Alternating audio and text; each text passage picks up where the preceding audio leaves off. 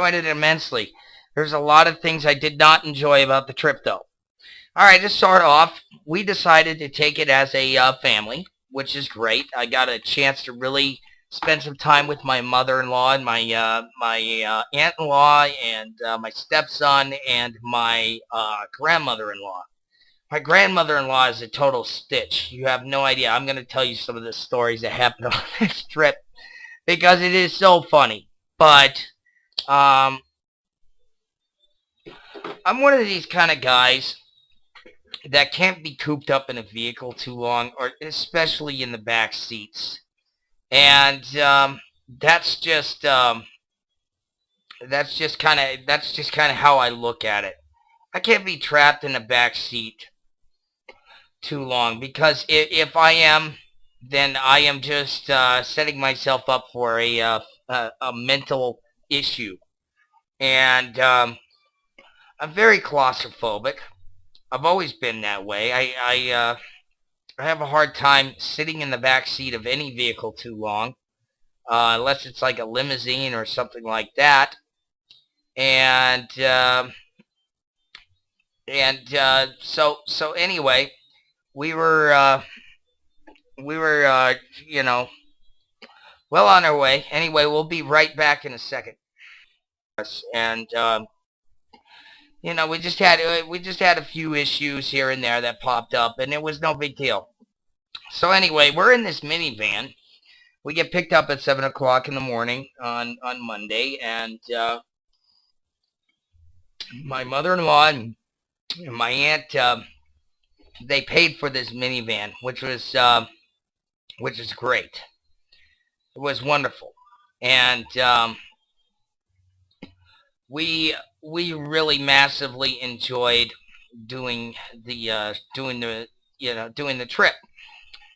Well, in case any of you know, from Lakewood, Colorado to Las Vegas, it's approximately 670 miles.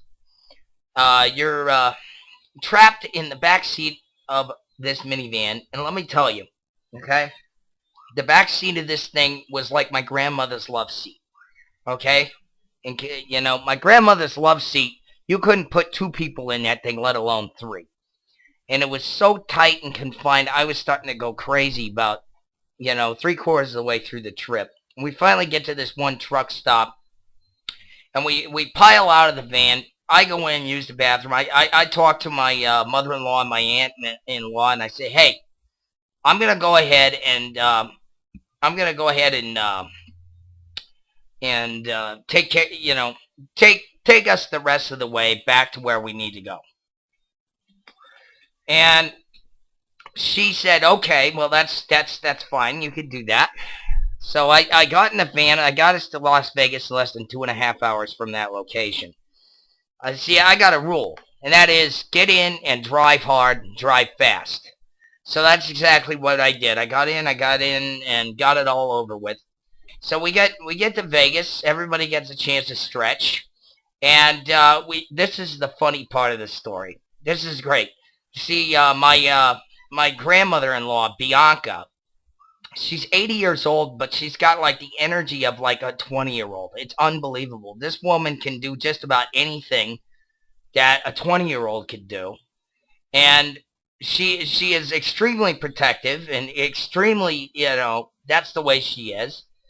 And she decided, well, hey, I'm going to go ahead and do and watch the bags, etc. So we decided to check our bags in. My wife and I, we put our bags on gave it to a bellhop. Said, well, okay, well, we'll pay you some money to get them up the stairs because we don't want to lug them around. And while I was parking the van, apparently Bianca, she thought that the bellhop was going to steal our luggage. It was hilarious. Here's this 80-year-old woman. She's like shouting at him in Italian, "Come back in! You thief! Stop him! Stop him!" And she's going after him with a purse. And my wife started laughing so hard she almost, she almost ruptured a kidney. And it was a hilarious experience. Everybody was cracking up over this. Okay, so these canvassers, they approached us. They were like, "Well, we could give you some free tickets and dinner and all this stuff. I was like, well, that's not a bad deal. So they're like,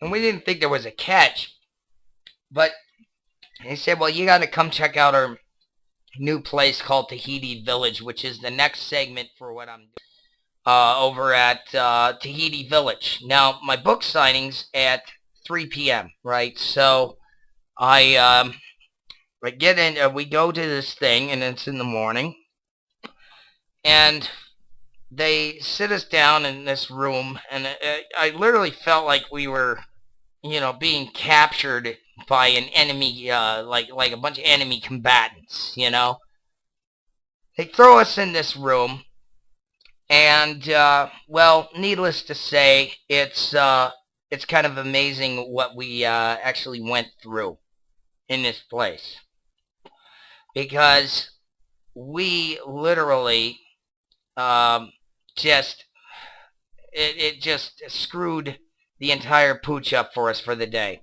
We go in there.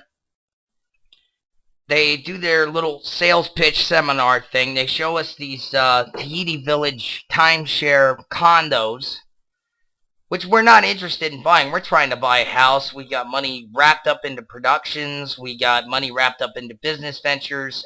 We did not want to spend money on a timeshare, and we're not stupid enough to do so. And the lady that we had, I don't know if her name was Marlena, Maria, or Mar something. I mean, she looked like a cheap hooker off the street. She was giving us this tour. She was pretentious like a Hollywood actress, which, in the entertainment business, I work around pretentious people, but she took it to the next level. So, after haggling with them for hours on end over the price, etc., of this so-called tour, and to get a timeshare, we told them no, flat out. We said, we're not going to do this. We don't have the money. We don't have the time. We don't want to do this.